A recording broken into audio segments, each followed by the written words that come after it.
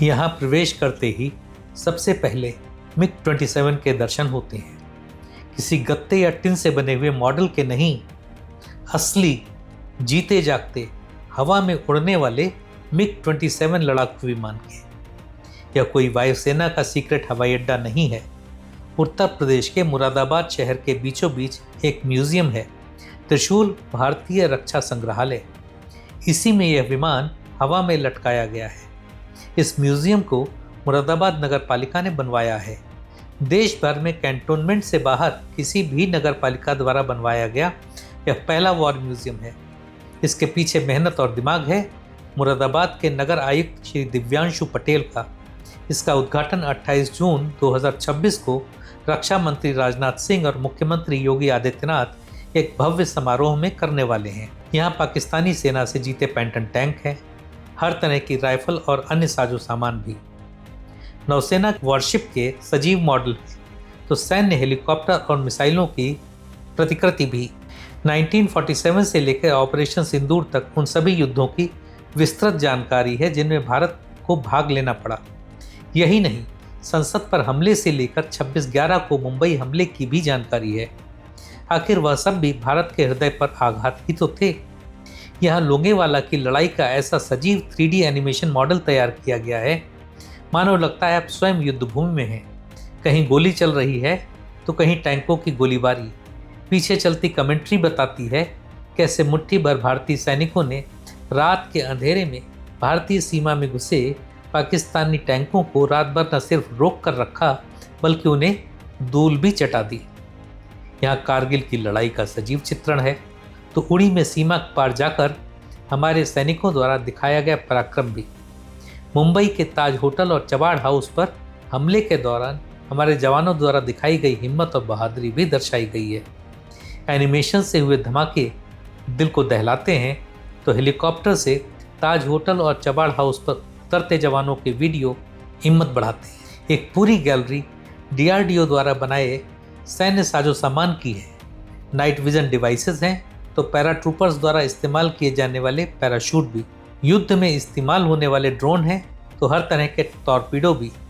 सेना के तीनों अंगों द्वारा इस्तेमाल किए जाने वाले हथियारों और वाहनों का ऐसा प्रदर्शन देश में कहीं और नहीं है। स्कूली बच्चों के लिए तो यह किसी क्लासरूम से कम नहीं है।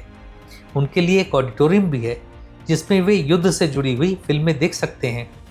एक वॉल पर ऐसी सभी फीचर फिल्मों के पोस्टर प्रदर्शित हैं जिनमें भारतीय सेना एक विषय रही है। अपनी सेना के शौर्य और पराक्रम को देखकर किसी का भी सीना गर्व से चौड़ा हो जाता है, देशभक्ति की भावना प्रबल हो जाती है। यही सोच है इस म्यूजियम को बनाने के पीछे दिव्यांशु पटेल जी की। आइए उन्हीं से समझते हैं कि कहाँ से मिला उन्हें यह नया आइडिया और हथियार और साजो सामान उन्होंने कैसे जुटाए। कारगिल की एक वॉल बनाई और वॉल अच्छे से बनाई और मैं उसमें संतुष्ट हो चुका था कि ठीक है, मैंने बना दिया, ऑपरेशन विजय का ये स्मारक है and I have done my job. Then I went to Leh that time only in April first week. और वहाँ पे लेह में जाने पर 1 दिन या 2 दिन जो विश्राम करना होता है, उस समय हमारे ड्राइवर साहब ने बताया कि साहब यहाँ पे एक आर्मी वालों का साउंड एंड लाइट शो चलता है, एक छोटा सा इन्होंने बना रखा है, आप देखना चाहो तो आप ये देख लो। तो मैं और हमारी वाइफ गए वहाँ पर देखने और वहाँ पे जिस तरीके से वो बता रहे थे, छोटा सा एक उनका म्यूज़ियम था, कुछ चीज़ें फ़ोटो वगैरह लगा रखी थी और शाम की टिकट हमने कराई साउंड एंड लाइट शो की, वो भी हमने देखा। तो जब मैं होटल में लौटा तो मैंने कहा कि ये चीज़ तो हम वहाँ भी बना सकते हैं। ये छोटा सा 2 कमरे का है, अच्छा बनाया है आर्मी वालों ने, एक लिगेसी है, कम से कम बच्चे जानेंगे। मैंने वहीं से अपनी टीम को कॉल किया कि आप लोग ज़रा एक जगह देखो जहाँ पे ज़्यादा जगह नहीं चाहिए, 8,000 से 10,000 स्क्वायर फीट जगह ही चाहिए, मतलब जिसमें 2-3 बड़े कमरे बन सकें और हम ये बनाएंगे। तो आइडिया तो वहाँ से मैंने लिया और जिस लेवल का ग्रैंड प्रोजेक्ट आप देख रहे हैं, ये 1 दिन में मुझे आइडिया नहीं आया, मैं झूठ नहीं बोलूँगा। मेरा आइडिया 2 कमरे का था कि छोटा मोटा अपना बनाकर, ज़्यादा नहीं, 1 करोड़ 2 करोड़ टाइप का कुछ फंड कहीं से जनरेट कराएंगे और इसको बना लेंगे। पर इसके बाद मैं गुलमर्ग गया, वहाँ पे भी मैंने ऐसे ही छोटा सा वो देखा, उससे कुछ आइडिया लिए और वो धीरे धीरे 2 महीने 3 महीने मुझे लगे पहले कंसाइज करने में। असली टर्निंग पॉइंट आया जब मैंने इसमें एक टैंक का सोचा कि ये सब बनाएंगे और टैंक जो है वो फ्रंट पे लगा देंगे डोनेट करा के फौज से। वहाँ पे मैंने कमिश्नर सर से बात की, मैंने कहा सर इस तरीके से मैं सोच रहा हूँ। सर ने मुझे कनेक्ट कराया हमारे ही जो सीनियर हैं अमित किशोर सर से। अमित किशोर सर के पास जब मैं गया तो सर जी डिफेंस मिनिस्टर साहब के जो पीएस हैं श्री अमित किशोर सर के पास मैं गया। वहाँ पे उन्होंने पूरा समझा, उन्होंने एक मीटिंग फिक्स की। मैं और मेयर साहब ऑनरेबल रक्षा मंत्री जी के पास गए, हमने बताया कि सर हम ये सोच रहे हैं और इस तरीके से हमारा एक विचार है। रक्षा मंत्री जी ने कहा बहुत अच्छा विचार है, उन्होंने पूरा सहयोग दिया, उन्होंने टैंक देने के लिए अनुमति कर दी।